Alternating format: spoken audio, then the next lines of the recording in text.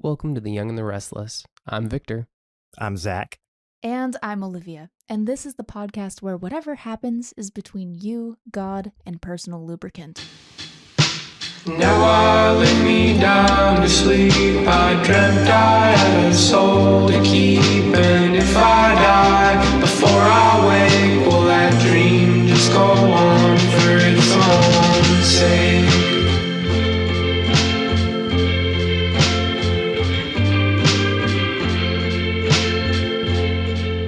I was checking the spam folder on the off chance that someone sent us a dream that ended up in there. And there's like a really intriguing piece of spam. Okay. But I don't know that I want to click on it because I don't know that it's safe to click on. But what I can see is, hello, dear, am a dying woman here in the... That's how much I have. Mysterious. Like, Open it. You sure? Okay. All right. Let's see. You're on a Mac, right? Okay. You can't get viruses. So this is from Miss Margaret Christopher, and the subject is Humanitarian Project for Less Privileged. Hello, dear. Am a dying woman here in the hospital. I was diagnosed as a coronavirus patient over 2 months ago. I am a businesswoman who is dealing with gold exportation. I am 59-year-old from USA, California. Okay. Yeah. I have a charitable and unfulfilling project. Wait, from USA, I'm California? Is that what you just said? I Yeah, am USA. a 59-year-old from USA, California. I have a charitable and unfulfilling project that I'm about to hand over to you. If you are interested to know more about this project, please reply me. Hope to hear from you. Best regard, Miss Margaret. I have a charitable and unfulfilling project that I'm about to hand over to you. Sound No, enticing. thank you.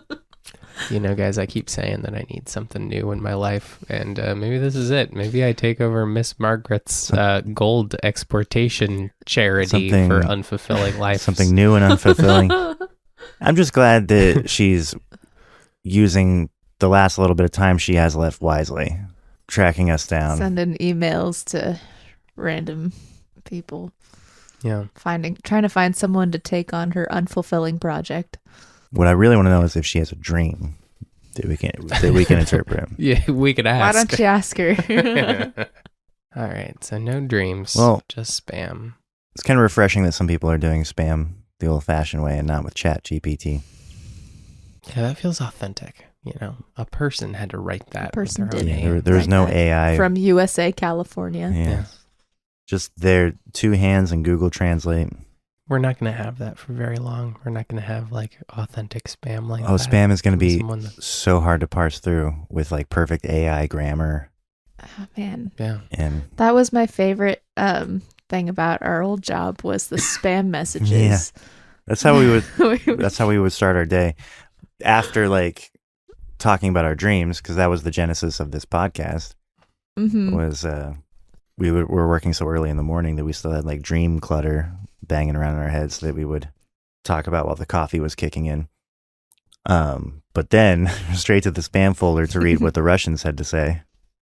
There was one that was so good that we printed it out and put it on the wall. Yeah. Yeah, I remember you came home from work. Like, I have to read you this spam message that I got at work today. Do you still have that? Yeah, I do have it somewhere. Our boss sort of wrote her emails like a Russian spam bot. Yeah, there were a lot of spammy things going on at that job. Speaking of AI writing spam, I heard that there's a scammers are starting to use AI to replicate voices on spam calls.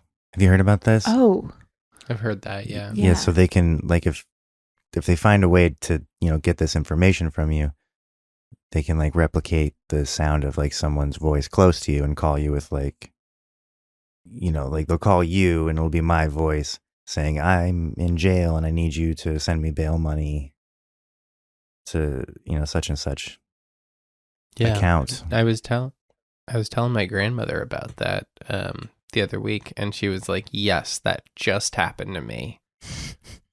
And I was like, really? And she was like, yes, I got a call from this person who sounded exactly like you. And they said, "Oh, Grandma, I need blah, blah, blah, blah, blah." And she asked, like, what is my name?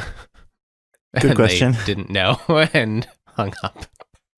But she was like, and they sounded just like you. And she was insistent on that. That's a but, savvy like, grandma. I don't think so. I don't think it did sound just No, like me. it probably didn't. I think that was Yeah. maybe in her mind. Yeah. It must have sounded off enough to tip her off like that. But like, I'm skeptical that it was one of the AI things. I think it was just like, that feels right. Just some dude. in hindsight. Just some dude being like, "Yo, Right. Grandma, I'm Victor. Exactly. And she was like, it sounds just like him. Did you send like $20 to my PayPal? Jimmy Boy 69 at Venmo." But that is, that's the target for these nefarious people is, older folk. Mm-hmm. So good for her not, thinking to ask that question. Yeah. She did like, she got like a while ago where someone right at like literally the day before our wedding. oh yeah, like right before we got married. Oh, shit. She must have like clicked on a link or something, but it sent her down this pipeline where basically someone like took remote control on her computer and showed her like a bullshit web page that looked like her bank, but was like, it was basically like a very elaborate way to get at the old, like, you have to wire me X amount of money because you owe me this money because of some mishap with wire transfers or something. And she like went to the bank trying to figure it out, and the guy like had her on the phone the whole time, like, and don't tell him that we're doing this for this. You want to tell him this because that'll help us both. So elaborate. And like, yeah, it was sad, but like thankfully the people in the bank pretty quickly picked up on what was going on and like leapt into action and helped her out. So she didn't lose got any it all money? sorted out. No, it all okay. worked out, but she was like fully like on the track. I think that's the only time she's ever really gotten she had to like, change tricked. all of her bank information. Yeah, she had to just change everything, but she ended up not losing anything. Oh, well, that explains why she's skeptical now. Right. Yeah. I've seen much younger people fall for much stupider scams. Oh yeah, repeatedly. Oh, the same Over person and over again. and over again. Yeah, with people around them saying, "No, that's No, the scam, that's a just like scam." last time." And they said, "No, this time it's real." Yeah, I got in a really old school way at a very young age. When I was in like high school and had like my income was my first high school job. Like I barely had any money in my name, and I got by one of those good old fashioned magazine subscription, like an in-person scam. Like somebody at the mall, this attractive girl about my age came up to me and was like, "My softball team is trying to go to Florida, and we just, if you just sign up for, pick 3 of these magazines out of this catalog and you'll get a subscription to them for just $40. And I went to an ATM to get this chick $40 and, obviously never saw a magazine. But that's a real old school classic scam. Yeah. At least it was just the $40. Right. Cash, right? Yeah, cash out of an ATM. So, Yeah. but I think that jaded me a little bit. I remember like right after I graduated high school, I got a call that was like congratulations, we're calling to offer you a job. Congratulations on graduating. Yeah. Here's your job. Yeah, exactly. It was that. I don't know. I was like, this is a lot easier than people say it is. And it was like the Cutco knife people. Oh, yeah. Trying to like reel you into that. I don't know if you Another have classic, that. Yeah. And I was like, oh yeah, that sounds interesting. But then I Googled it a little bit. It can and cut through a figured shoe. I almost bit, but then I did my research, and I think I just like obnoxiously left like a shitty voicemail for the guy at the number that called me. I don't know. I was 19. I don't know. But yeah. Yeah, those job recruiting scams are really frustrating. Definitely. I I dated a girl that fell for one of those where it was like they hire you, but then it's like, we're going to send you some money. Oh, now you need to send us money back. But it's like a fake check, and it's to get you to send them money. You know, those things. Yeah, they always prey on the, vulnerable people. So, the elderly or people who desperately need a job who shouldn't have money. So it's bad target, Like if you're desperately looking for a job, ostensibly you don't have a lot in your account. Yeah. But I guess it's the identity they want. Because I got a call one time when I was looking for a job in Seattle from it was the facade was that it was a job placement service.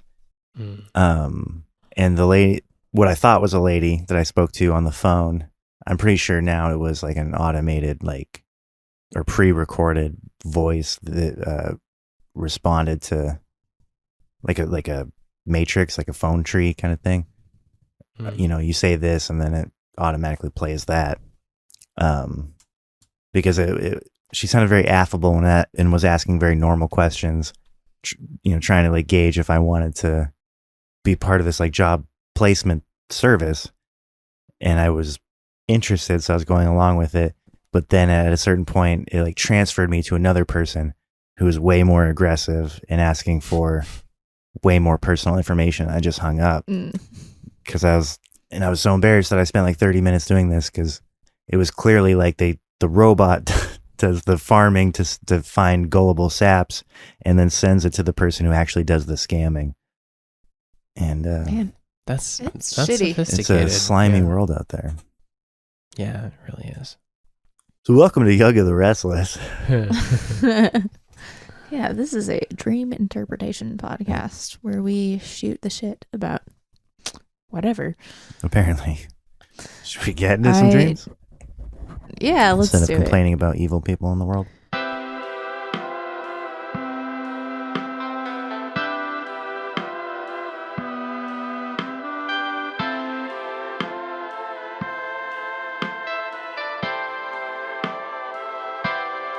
So I don't know how much of this we want to interpret as much as it's just an interesting thing. That means that's the juiciest dream we've had in months. So I had this dream 2 nights ago where I was on a boat. I was kind of on the bow of the boat, and a couple of our friends were there, and they're a couple in real life, and she was mad at him for some reason. I'm not sure why. And I kept having to go in and out of the boat to get something. I kept forgetting stuff, and I went in and out 3 times. And the last time when I came out, it was suddenly very sunny out, and there was a captain, and there were a bunch of passengers that were on the boat that were now out swimming in the water. And the captain said to me, yeah, this is Cozy Cove. I don't usually like to stop here because it's dangerous. Ironic. And yeah. And so then I was trying to get everybody back into the boat. And then cut to, I'm suddenly in front of a haunted house experience thing. And I remembered I had to get a code from my email to get in the door. And so I get the code from my email, punch it in, and go in the door. And I'm with a group of 5 people. I don't recognize them. But we're walking through this haunted house, and it's a mansion, and it's really dark. And every now and then we'll see shadows and people, figures in the distance. It was spooky. Oh, and there was a curated playlist playing. They had picked songs that was supposed to be each of our favorite songs. And then the hallway gets a little bit brighter, and I see ahead of me, these tall figures that also kind of look like teddy bear people. They had teddy bear ears, and the room was wobbling, like a mushroom trip. Yeah, but it was you could feel it through your whole body. And it was kind of fun. I started giggling, and like we a came mushroom around trip. the corner. Right. We came around the corner, and we're in this room, and there's a host. The host is there, and she explains that the wobbling thing is a new technology to make life more enjoyable. And she's like, see, look. And she gives us all vacuums, and we're all vacuuming now. But the wobbling is still happening, and we're all just like giggling and having a great time. It's like being on a trampoline. Like, it was like fun. And yeah, and then we all masturbated. Yeah, just and then there were all these like little twin size beds, and she was like tucking us in to these little beds, and I had the thought of, this is a cult. And then cut back to the boat, the very beginning of the dream.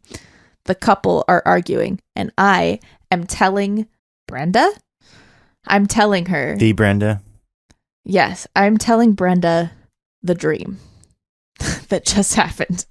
And so I'm telling her, like, oh yeah, so they were on the boat, and she's mad at him for some reason. And I kept having to go in and out of the boat. I couldn't remember. I kept forgetting stuff. Like, once I forgot sunscreen and something else. And then when I came out the last time, it was suddenly sunny. Cue, it's actually sunny. Like, this is all happening around me as I'm telling her the dream. And so I'm telling her the exact dream I just told you. There are a few key differences. At Cozy Cove, everyone was out swimming, and there were sharks. Sharks were the danger. Not so cozy. And then, like, when I was trying to get everybody back on the boat, there were suddenly two boats. I'm on one boat telling Brenda the dream, and my dad is on that boat with his girlfriend, who is not a real person, just like some random person stand-in. And then there's these other people that I know from real life. They're on a separate boat, and they're like, they kind of seemed like they were going to go a different direction. And I said, you guys should follow us. There's more to the dream. Just wait. Like, you don't even know where this is going. It gets kind of crazy. Like, you're not going to want to miss that. It's real meta. And so then they're following us, and I'm like about to tell Brenda like about the haunted house, which would take us there. But my dad's girlfriend like kind of starts talking. She's like, she kind of started just like asking us questions, and I felt like she was like interrupting the dream and like like she made it so that we were just on a boat ride for however long she was talking until I could continue telling the dream. She was like, how do I work out? I was like, I don't know how you work out. And then she was like, how do I meet people? I was like, I don't know, join a Facebook group. And then when I finally told Brenda, like, I was like, okay, so then next we go to a haunted house. And like suddenly the boat is like on a trail, like coming to a stop in front of the haunted house. And I get out, and then Brenda isn't there for the rest of the dream, but the other people in the other boat are there, and they get out with me. And I'm like, oh, somebody needs to get the code from their email. I don't have it this time. I don't know. And we get in, and everyone's really scared. They're all really, really scared of this whole situation. And I'm like kind of feel responsible for them having a good time. Like, I kept like trying to be like, oh, don't worry. Like, it's going to be fine. Like, it's just wait. Like, we'll get to the end. It'll be fun. And they're all just like so scared. And like at one point, 3 of them pissed their pants like at the same time. And then like we get around the corner to like the part where it starts to get wobbly. And I was like, ooh, guys, like it's fun. Like, here's the wobbly part. And they were like, okay. And when we get to the room at the end, the host, all that happened at the end of this version was she said like, welcome, my name is Olivia, which is not a name, but it was like Earlia, Olivia. And she started like bitching about how that used to be an uncommon name, but it's really popular on the baby name charts. And then I woke up. Yeah, I don't know if you want to interpret that. No, I don't know. Not much there. I don't think It's so. not. You guys want to talk about scams some more? It's not laden with potential symbols, and you stay. I just thought it was so funny that like I immediately, because this is a like a byproduct of doing this podcast. I keep having dreams where I have a dream and then I immediately tell somebody the dream while I'm still dreaming. Yeah, the crazy part about that to me is that you stayed so firmly in the dream world. Like that, or that specific location within, like you didn't, every time you changed scenes, it didn't seem like you radically changed dreams. You remembered, the email and the trippy room. Yeah, and the thing that was interesting to me was like I remember feeling like I wouldn't have thought that the boat stuff and the haunted house stuff I would have kind of thought those were two different dreams, but the fact that I retold it as one dream within the dream like makes me sure that it's all one thing. Yeah, and the second time through, you tried to conjure new continuity between the things with the boat being on the trail. Yeah, that's true. Trying to draw a connection from... Yeah, the boat was like in the water and then it was suddenly like skidding to a halt on a trail. Do you remember when you pulled up the email confirmation thing? Was that on your phone within the dream? Yeah. Do you remember what the screen of the phone looked like? I think it looked normal.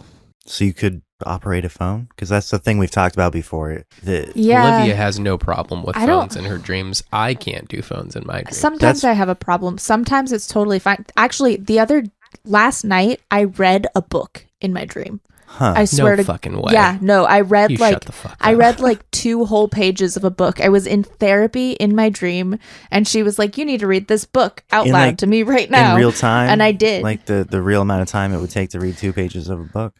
It felt like it, yeah. I mean, maybe it was probably not. Dream time, but like... It felt accurate, and I was reading words. Like, I remember reading words. I think it's common, if not accepted as a fact, that it's like impossible to read a cell phone screen in a dream. Yeah, I have a hard time with phone screens a lot of the time, but it was just like usually what the problem will be is that like I can't like open up my email and like get to the right app and like I can't navigate the interface. Right. Whereas like what happened in this dream was I just like pulled up my phone and my email was open and the code was right there. Gotcha. So it like made it really easy for me. Yeah, I asked because that jumped out at me because I recently had a dream and I don't remember anything else in the dream. I just remember this image. I remember looking at my phone and I was trying to use Google Maps and everything else. All I wanted to know was an ETA of when I would get to the destination, and everything on my screen looked like a frosted window pane. Like it looked like it like had frozen over with literal frost, except where the ETA is on Google Maps. So it made it kind of easy for you. So I could see the ETA, but it's like my brain was like, "This is the information you want. It's what you need. The rest we can't bother conjuring right now. It's irrelevant." Oh, yeah, no, I think, okay, so my phone screen kind of looked like a confirmation email. Like, it looked like 4 digits, like, large on the screen. And, like, there was some other text, but I wasn't reading that. I was just looking at the 4 digits. It was like when AI tries to... Or when AI art tries to put a word within the image and it's just like gibberish that kind of looks like English. I feel like when you think about something like that, that's like, oh, this is impossible to do in dreams or whatever. Like your brain will then try and sometimes work out how to make that happen. Like I remember we were talking a fair bit about how I couldn't do the phone screen thing. And then I had a dream where my brain did kind of do it, but it was the experience where like, do you ever have something happen in a dream where it's like it kind of goes full screen? It's like your whole awareness is this thing. I had like a phone experience, but it was like my whole awareness was just this screen with text happening. Like it punches in like a close up in a movie. Exactly. Yeah. Yeah. But like I couldn't do it until we were talking about how I couldn't do it a lot, and then my brain was like figured out a way to make it happen. Yeah, I was telling Shelby about the frosty cell phone screen. And I realized while I was talking about it that it seems like the bigger the screen, the easier it is. Because I feel like in dreams I've seen TV screens or movie screens where I could fully see what's going on. And sometimes it does the punch-in thing and then it loses the thread and it thinks that or it goes into a new dream based on what was on the screen. But it's a full image. And then on the cell phone, it was this like only the important information. And then if I try to look at like a watch, it's like fucking forget about it. Yeah, I think dreams have a hard time with like keeping details in focus. And when you're trying to like gain information from something detailed like that, it makes sense that it would be difficult. Which is why it's like freak shit that you were able to read like multiple pages of a book Right, the other right. night. Yeah. I don't know. It was it was a weird book too. It was a weird book to be reading in You therapy. sure that wasn't like a narcoleptic episode and you were actually in real life reading a book upside down? Yeah, no, it was a book about someone named Linda who was a porn star, and there was like a whole section on identifying mushrooms. On Linda or Oh no, actually the mushroom section had to do with like, I remember I told my therapist, I was like, I kind of skipped over that part, and she was like, go back because that's where all the clues are and how to solve the murder. wait, let's do this dream now. So Forget everything you just told me. Tell me that dream. So Linda Lovelace. I just Googled this. I You just Googled Linda porn I star. Googled Linda porn star book. Linda Lovelace was a porn star apparently. Oh, is she from Deep Throat? That's a I've Deep never Throat, seen Missouri? it. I've never seen it, but it's apparently a classic. She's written several books. Is that a porn parody of the Watergate scandal? She seems like actually a prolific author. Inside Linda Lovelace's Deep Throat. She wrote a book called Ordeal and a book called Out of Bondage. Huh, interesting. Probably not relevant. But how cool would it be if you like were reading it and it was exactly what was in your Yeah, dream? maybe you should like that. maybe you book should was- order every book by Linda Lovelace and see if you can find the 2 pages. Anyway, Well, okay. Really, So I guess we got hung up on that detail. Sorry. should try and interpret this. I have like 20 I Dream don't Bible tabs. even know open. if we want to. Like, I just thought it was funny that I like. Okay, but we do though. Okay, fine. We do All right, want all right, to all take right. a crack at it. Okay. I mean, yeah, Thank let's you for sharing. let's talk about it and see if an interpretation happens. There's Right. nothing there. Famous last words. Whatever, me. Obviously. The masturbation section felt like a snippet out of one of my dreams. I just feel like you're corrupting my dreams. And then we all jerked off. Was it a thing like you saw it? Like it was a scene in the dream, or was it one of those things where you had the knowledge that it happened? It was like a scene in the dream. Okay. Yeah. That's pretty It was like a circle too. a circle right. jerk, okay. Was there a cookie in the middle? God. Okay, so I don't even want to click through all these tabs. I've got boat, swimming, haunted house, emails, teddy bear, moving, masturbation. I think we gotta pick like top 5. I think boat, not swimming. Haunted house? Is that Haunted house, yes. I'm not doing that. We're going to work our way from the front Okay. to the back. I'm Let's gonna- walk our way through this thing. Front to back. All right. So boat. The dream of a boat represents your ability to cope with negative emotions or deal with negative situations. How are you navigating negativity in your life? Your method of confronting problems or getting through difficult problems safely avoiding troubling situations. It says consider the condition of the water. What was the water like? So at the beginning, cozy? when the couple was fighting, or like she was mad at him, it was like choppy water and the skies were gray. And then when I like kept going in and out and like finally got all of my fucking shit that I needed out of the boat, and I came out the last time, it was sunny and like the water was calm and blue in the first rendition of the dream. In the second one, it was sunny and it was a little more choppy and there were sharks.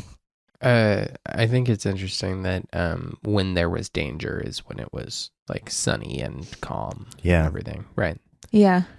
And there's an example here in the boat entry. A woman dreamed of getting on a boat to avoid a shark.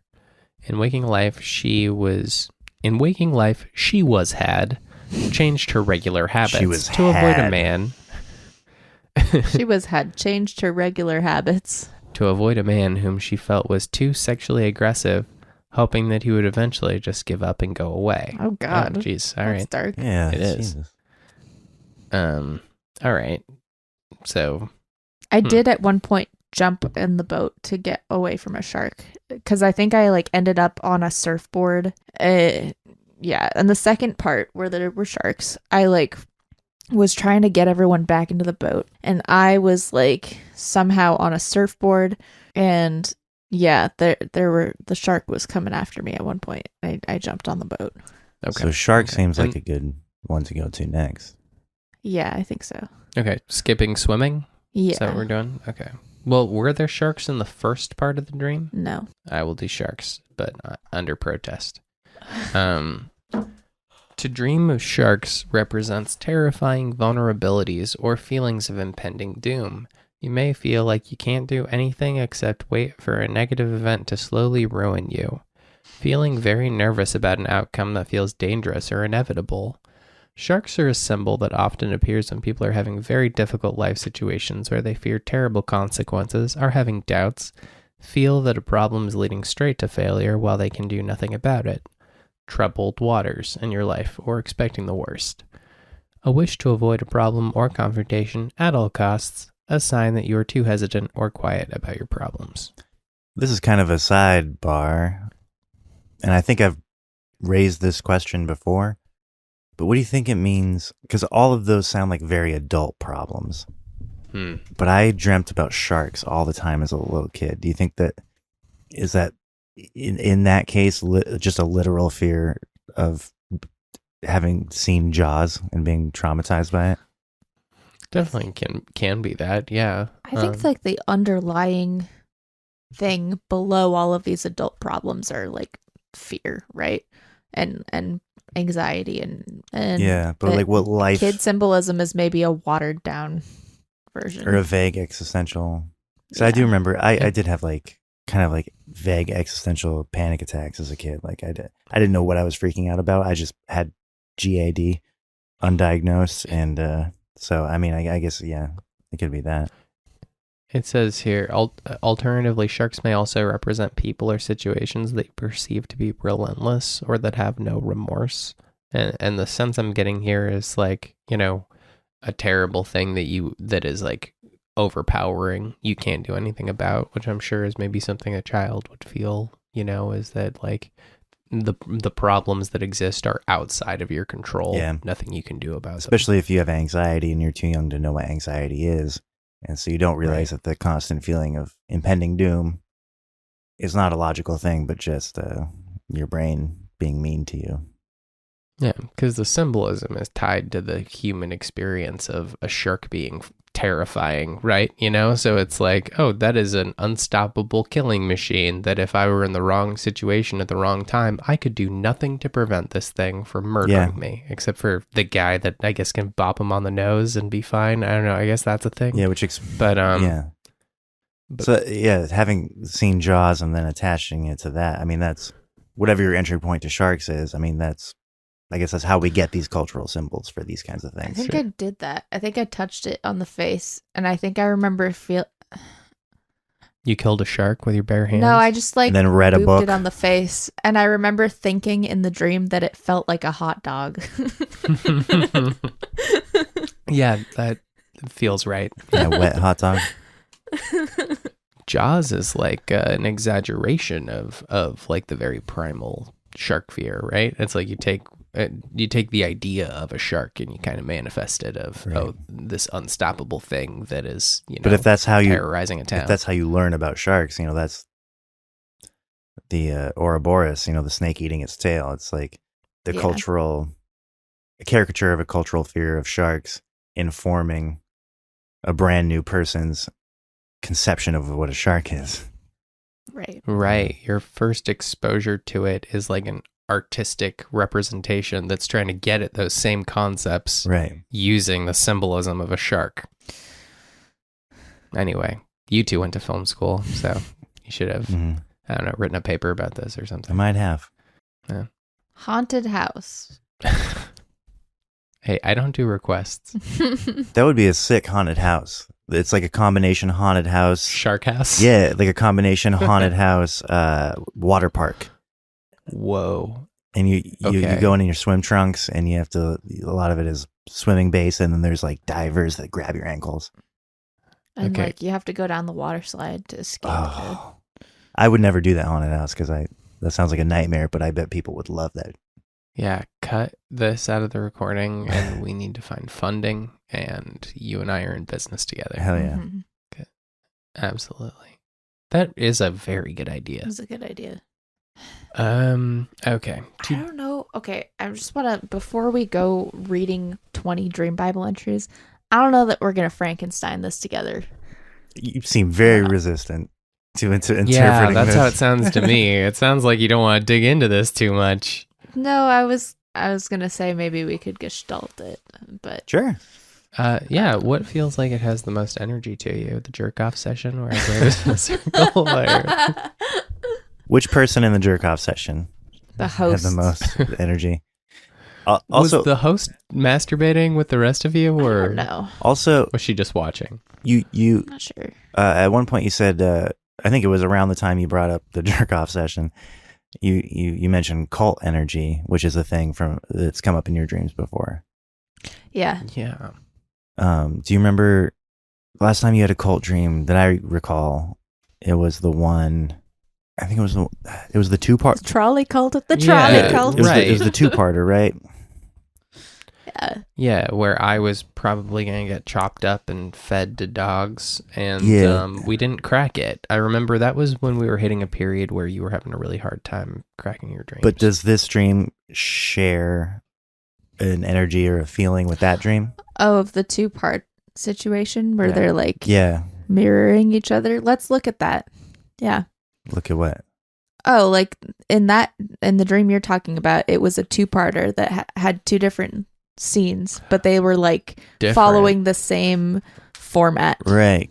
And in this, it's a two-parter, but it's like one is the experience, and then the other one is trying to like follow the path of. Well, I was thinking of the boat stuff versus the haunted house stuff. It was like 50-50. Like those That's were. what I thought you meant. Yeah. That is what I meant. But I was asking if you were like just specifically the cult element in each dream. Do they share? Do they give you the same vibe? The trolley cult was like a gross old man cannibal cult. This felt more like Teal Swan. Okay. So did this person New have age like suicide a menacing energy? What? Did this cult leader person have like kind of a menacing energy? No, she seemed great. Okay. So Teal Swan. Yeah, Seemed great. Yeah. exactly. We're going to get sued by Teal Swan. I don't care. Swannies come after us. Come at it. Did you ever meet her, by the way? I never met her. I got to work with her a couple times at our old job. Yeah, I watched I remember watching. The documentary. No, like it was just funny to That's a great watch doc. her on the show at our old job because it was like she was invited there to talk about her new Oracle card deck, Yeah. and our boss like didn't fucking know that she runs a cult and like that there was a lot of interesting stuff that she could have talked to Teal Swan about, but she just wanted to know about this like fucking Oracle card deck, and Teal Swan was looking at her like, "You're an idiot, but I guess I'll tell you about my stupid cards." She also didn't really want to know about the Oracle card deck. She was just like talking over this cult leader the entire time. In a Which way is that, like, hilarious she's in probably retrospect. never experienced in her life. It's like, oh, if I could get a single sentence out, I would hypnotize you with my charisma. Yeah. But you just will not stop talking. Teal Swan kept getting this look on her face like, "You don't know who I am, do you?" She was oddly charismatic. I just Yeah. talked to her. She's a cult leader. I talked to her briefly about pizza over Zoom, and I was like, "I love you." Yeah, you and every other. Yep. Yep. But yeah, no, this Erlia, she gave her name in the second rendition of this dream, which was interesting. I felt like the second time I got around to the Wobbly room, it was like I was one of her people, and I was like, she knew who I was, and I was like introducing these scared people that I brought with me to her. You're like an acolyte. I'm like a little recruiter. Yeah. The Wobbly room does sound like a weird cult thing. The Wobbly room was so fun. Like, hey, if you don't calm down, we're going to put you in the Wobbly room. You ever see that TikTok filter that literally just makes your whole body like a fun house do mirror? Yes. It was like that, but like you felt it like intensely. intensely. Like I joked about a mushroom chip is what it sounds like to me. Yeah, but like you felt it though. It's Don't really you feel funny mushroom? to think of that would be the key to true happiness. Like just if we were able to make things wobbly, like all of our problems would go away. Everyone would be like in pure joy all the time. It felt revolutionary. I was pretty happy on mushrooms. It's not like mushrooms. It was not like mushrooms. Okay. I'll drop that then. It was not like mushrooms, Zach. Okay. It was like a wobbly haunted house that made you horny. How can you not wrap your head around that? It's not like mushrooms at all.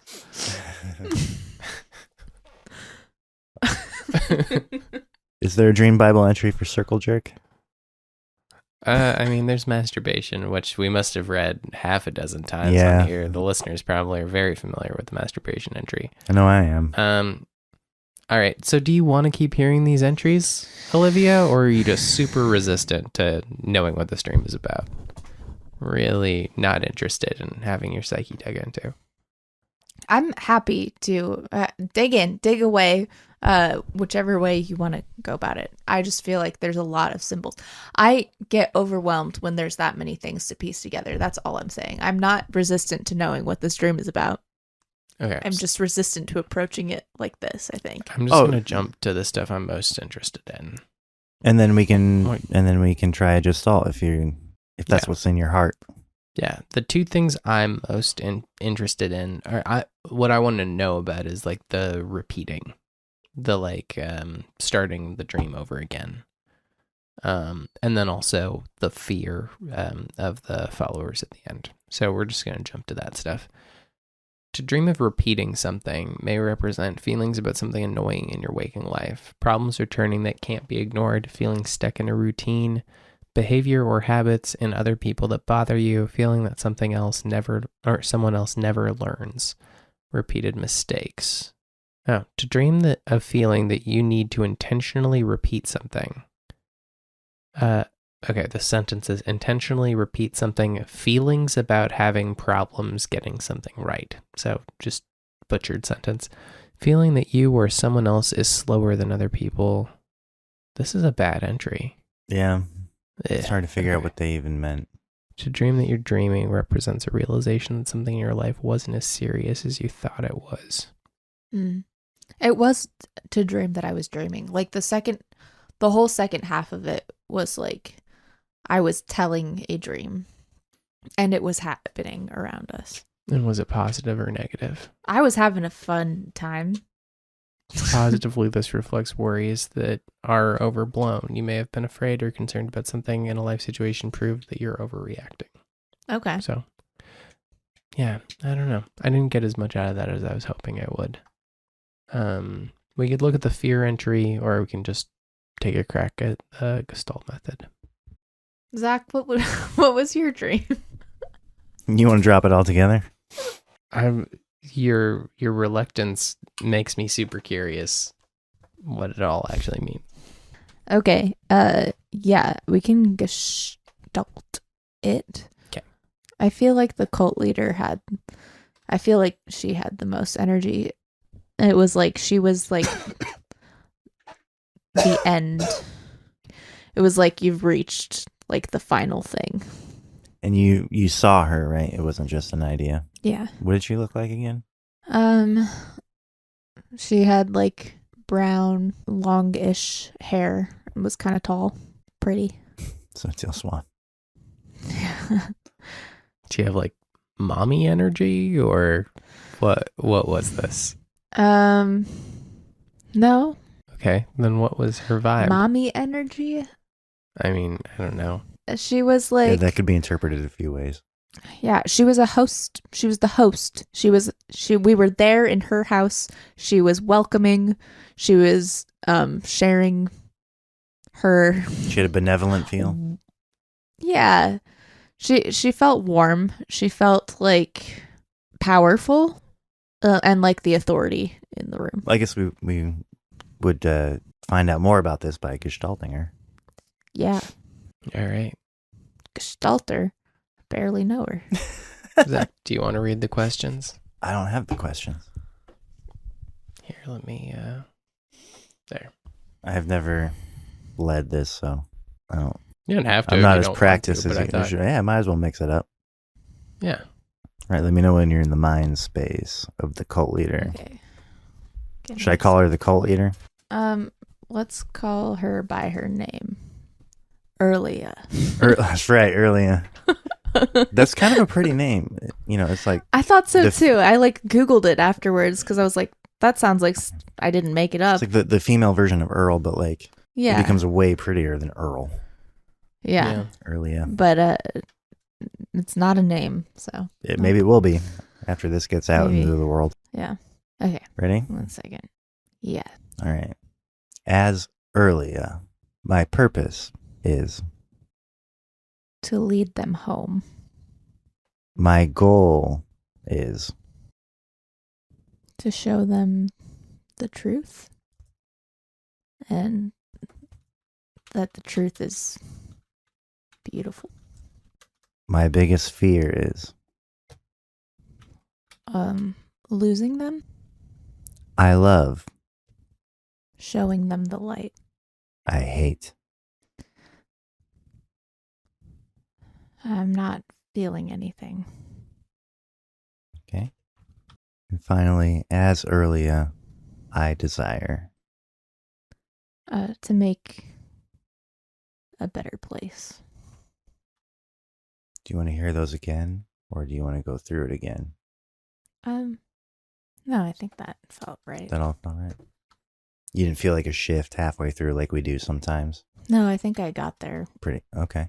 Getting practiced. Yeah. So as Earlia, my purpose is to lead them home. My goal is to show them the truth, and the truth is beautiful. My biggest fear is losing them. I love showing them the light. I don't feel any hate. I desire to make a better place. Yeah, that all feels really positive. It does. Actually, yeah, I don't know. Like, how do you place that in the original context of the idea of a cult leader? Well, I'll let you answer that before I say anything. Or your original conception of her. Right. In my dream, in my first run through of the dream, at the end, I was like getting into this twin size bed and thinking, this seems like a cult. But I never felt like bad cult vibes. Like the trolley cult was an evil cult. Right. That was a bad cult. They're trying to eat Victor. Yeah. This cult felt like, I see why you said mommy vibes. No. The way it was like, yeah, it felt like we were all being tucked in for a lullaby at the end. But like, yeah, I don't know. I remember thinking that, but I never felt bad about it. And then the second run through the dream, I was so excited to get all of these people into that wobbly room. Did you ever go in the wobbly room or did you skip the wobble room I was there in the wobbly room. Yeah. the second time around? Yeah. And I should reiterate, the wobbliness was like the best part of the whole thing. I was so excited about that specifically because it felt good. But the second time through, no one else was really into it. They were relieved. They seemed relieved to not be in the haunted house portion of it. So the This brings up a question for me about the whole masturbation thing. Of course, I'm fixated on that, but because as we've talked about before with, I guess, both sex and masturbation, like it's rarely actually about those things. Yeah. You know, like if you're having sex with somebody, it doesn't necessarily mean anything about attraction or sexuality. It has to do with like your feelings about that person, and masturbation has to do, it could be a litany of things. And I feel like originally, like when you first started telling this, like that added to the culty vibe, the idea of this like weird circle jerk. But but given that this like overwhelmingly positive gestalt about this, like, do you think that masturbation scene has less to do with literal masturbation and more to do with like, I don't know, like something symbolic, like group catharsis or group mass enjoyment or that feels true. It feels like that was more about like that we were all experiencing something good together. Individual but connected somehow. Like we were all individually experiencing, like in the same way that like she passed out vacuums to each of us. Like we all had these little vacuums and we're like trying to experience like how joyful this like mundane like chore of an activity could be in the Wobbly room. Like we were all individually experiencing that, but like we were all together coming to the same realization about it. So do you feel like that changes your perspective on the dream at all? That this person leading this situation had nothing but good intentions, positive energy? It did feel like she was trying to lead us through dark and scary things. I mean, like that's literally what it was. But like, she set up the haunted house. Like it was her house. The mansion was like her situation that she like set up to be scary, and then at the end was like this like beautiful thing. So do you think there was any relationship between the boat situation and what was going on in the house? Please stand by. The Jung and the Restless will return shortly. Beep. Wait, are you doing it now? Because I have to pee. I was going to take advantage of this off-air time to go pee. Okay, go pee. Okay. Okay, and we're back. And we figured out that this dream is about something that we are not talking about yet. So, with that, So stay tuned. to be continued, yeah. This will pay off. Yeah. All of those dream symbols, they were going somewhere. Yeah. It actually, for as confusing, or not confusing, but as elaborate as the dream was, not to like tease it too hard, but like I feel like it does come together to a pretty cohesive idea. I feel like so I have a hard time with these like symbol heavy dreams. And that's how you dream. That's like every dream you bring to us. I know. Yeah. No, like Victor was just saying that like I seem resistant, and I don't mean to be resistant. And I think that a big part of that is like I feel overwhelmed with the Frankenstein kind of method when it's that symbol heavy sometimes. The Gestalt felt better to me, and that I think is where we actually got a lot of that to make sense. That's where I started to put the dream together in my head. And maybe we'll come back to this and reference it when you're ready to talk about it. Yeah, I feel I share your frustration with having a ton of different symbols to try and sort through with the Dream Bible. I feel like where it's worked for me is like there'll be like you'll run through a couple of them and it's like, oh, nothing's clicking, and then one will click. And then when one clicks, then it can be kind of a key that you can use to tie interpret the others, other relationships. Yeah. And the Gestalt is kind of like a fast track to getting like a key to getting something to click. Yeah. Do you feel like as resistant as you were to it, that doing some of those Dream Bible entries helped inform the Gestalt, or do you think we could have done the Gestalt right out of the gate? I think we could have just done. Yeah, I don't know. I think that we could have just done Gestalt. I actually still don't know anything about the first half of that dream. All of the water stuff, I'm like, I haven't pieced any of that together. Yeah. I feel like, I mean, what I was really interested in this dream is like the repeating, right? The like going back through the motion, trying to recreate the dream you just had. Yeah. And like shepherding other people through it. I find that really interesting. Yeah. But it's hard to, like, as ostensibly a dream interpretation podcast. I mean, we also talk about like dream concepts and dream mechanics, but it's harder to talk about those things because like interpretation, there's some sort of foundation that we can start from, you know, whether it's like the Bible or Bob Haas, but with like talking about mechanics, like I don't know what what does it mean when you are telling somebody else about the dream you just had while you're still dreaming? What is that? Yeah. Is that psychology or is it neuroscience?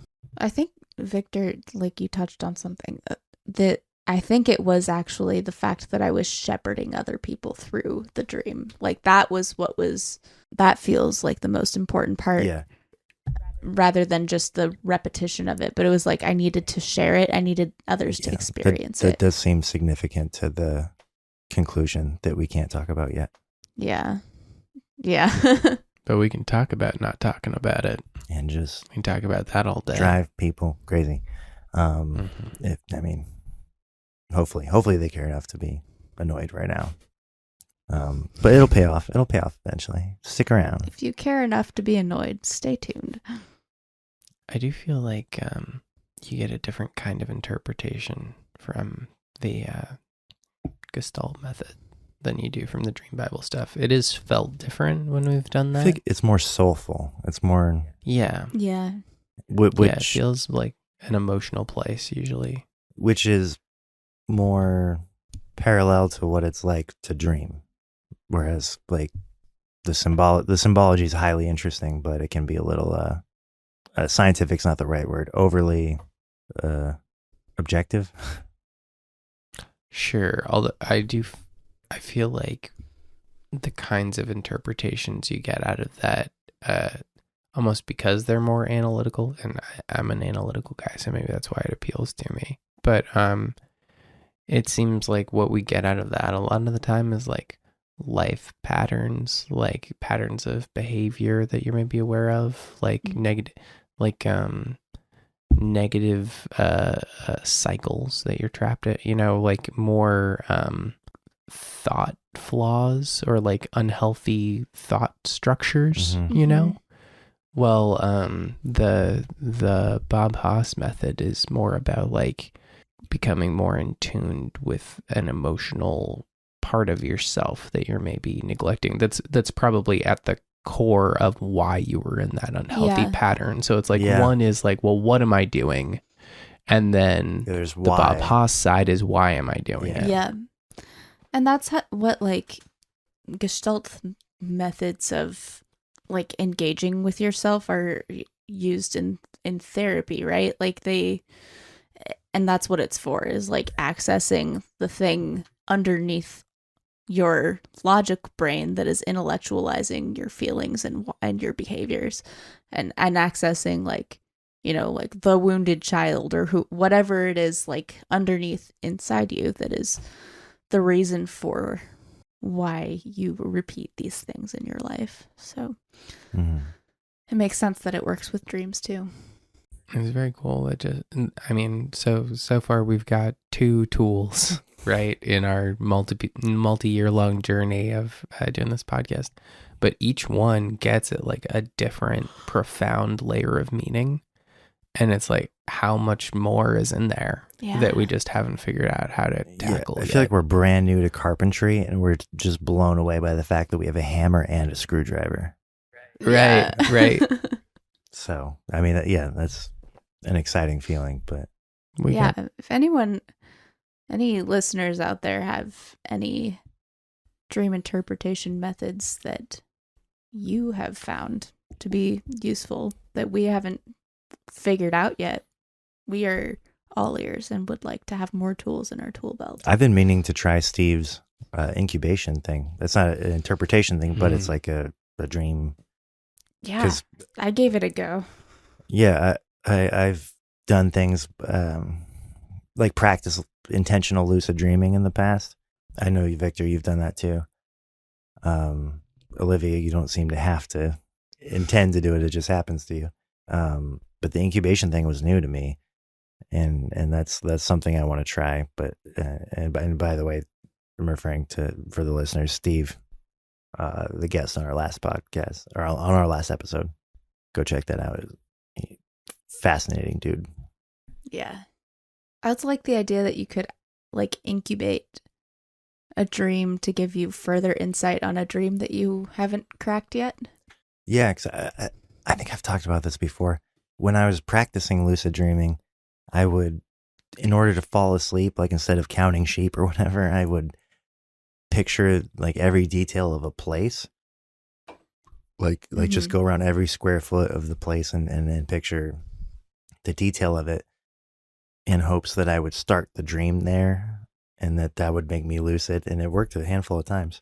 So it seems like a similar idea, but instead of like being physical and manipulative of like the dreamscape, it's more about planting a seed for what you want to get out of the dream. Something I was thinking about when we were talking to Steve was because he's been doing it for so long and comes at it from kind of a different angle than us. It did kind of feel like it opened my eyes to how much ground we haven't covered, because I feel like the process of our podcast has gone pretty much from asking the question, is your subconscious trying to tell you something, to yes, it's trying to tell you something. What is it trying to tell you? Right. And that's been our journey so far. Steve is on a path where he's trying to have like a two-way street. There's like a back and forth communication with his own subconscious instead of just like passively waiting for like messages to be delivered from on high. It's like having questions for your subconscious, having like specific stuff you want to work on and like getting that thrown back at you, and then working with it, assuming that it's in response to the thing that you sent it, you know? Yeah, like active dream work, using your dreams as a tool for self-reflection and facilitating it, you know? Yeah, that is interesting. We should be more like Steve. And then that's, again, like some of the stuff that they talk about on the dreams that shape us. It's like that opens up a can of worms of like, well, are you just talking to your subconscious, or is there like some greater connection to like greater purpose and meaning, and like is there like a spiritual component to all of this? Are you getting information from a place that's like not within yourself, you know? That's fucking crazy, you know? It's like so far we're operating in 2 dimensions, and there's like 3, 4, 5 dimensions of this space that we're in, you know? So that's cool. It's exciting. We'll get there. We just need to be doing this podcast for 15 more years, or 16, until we're on Steve's level. Thank you for listening to The Young and the Restless. You can follow us on social media at The Jung and the Restless Pod, and submit your dreams for interpretation to thejungandtherestlesspod@gmail.com. And as we always say, is Mercury in fucktrograde? Did you retire?